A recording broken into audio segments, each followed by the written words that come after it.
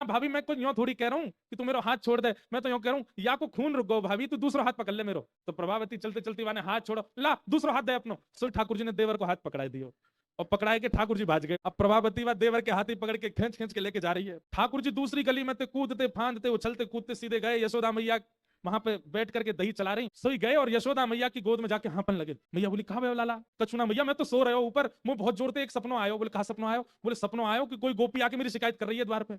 मैया मैं तो डर गो घबरा गो बहुत जोर से, मैंने की मेरी मैया कहाँ गई, मैं दौड़ के आ गो तेरे पास। मैया तुमको अपने हृदय पे लगा ले, मुझे तो इन गोपीन के कछुआ आश्रय अच्छे ना लगे, पूरे दिन मेरे पीछे पड़ी रहे। मैया ने हंडी हंडी सब छोड़ी, दही वही चलान। अरे मेरो लाला ना ना ऐसी कोई बात, तू सो रहे हो लाला? हाँ मैया मैं पलना में सो रहे हो, मुझको बहुत बहुत डर लगे मैया, इन गोपीन थे ये मेरी बहुत शिकायत करें। इतने में यशोदा, और यशोदा जल्दी निकल के बाहर आ। ठाकुर जी देख मैया देख मैया देख, गोपी की आवाज आ रही है, जो सपनों देखो सच है रो मैया, वो तो कोई बता रहे हो सवेरे देखो भाई सपनों सच है जाए, मैया देख मेरी शिकायत करेगी। मैया ने कही लाला तू मेरी गोद में उतरी हो ऐसे चिपको रहे मुझे, चल मैं बताऊं। ठाकुर जी बोले ना ना मैया मुझको गोद में मत रखे, मुझको डर लगे इनको पीनते, तू मुझको पीछे छुपा ले अपने। सो यशोदा मैया के पीछे पल्लू पकड़ करके ठाकुर जी छुपके यशोदा मैया के पीछे जा रहे हैं। मैया गई, कहा बात है अरे प्रभावती काय चला रही है, देख मैया तेरो लाला पकड़ लियो मैंने, हाथ पकड़ के दिखा रही है, तू बहुत कह रही रंगे हाथ पकड़, आज पकड़ लाई तेरे लाला है।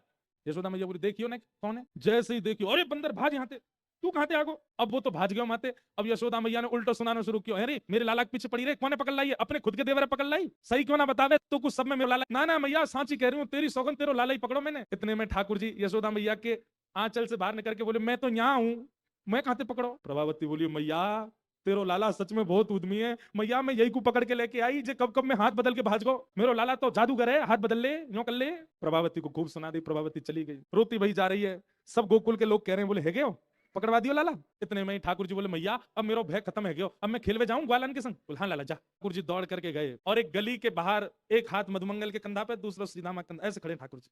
सामने तो प्रभावती आ रही है, भाभी जी राम राम। प्रभावती तिरछी नजर से देख रही है, शर्म नहीं आ रही तुम्हें? बोले ना मैं तो बस इतना बतावे आयो कि आपने आज मेरो हाथ पकड़ो तो मैंने आपको देवर को हाथ कर दियो, कल को यदि मुंह पकड़वे की आपने चेष्टा करी तो कहीं आपके पतिदेव को हाथ नहीं पकड़ा दूं मैं, नंद जी को लालाऊं मैंने, एक बच के रही हूं मोते। सब गोकुल में महाराज ऐसा उधम करें, लेकिन प्रभावती इतनी उदास है गई। जैसे घर पहुंची ठाकुर जी के मन में आई कि मैंने मैंने वाको बड़ो उपहास कराई दियो, वाको खूब उपहास कराई दियो, चलो अब याते ने प्रेम कर आऊं। ठाकुर जी दौड़ करके प्रभावती के घर अकेले गए, प्रभावती चुप बैठी है रो रही है।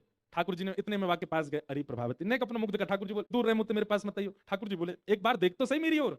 जैसे प्रभावती ने देखी, नन्हे से गोपाल जी ने शंख चक्र गदा पद्म शत्रुभुज रूप धारण करके प्रभावती को दर्शन करा दिया।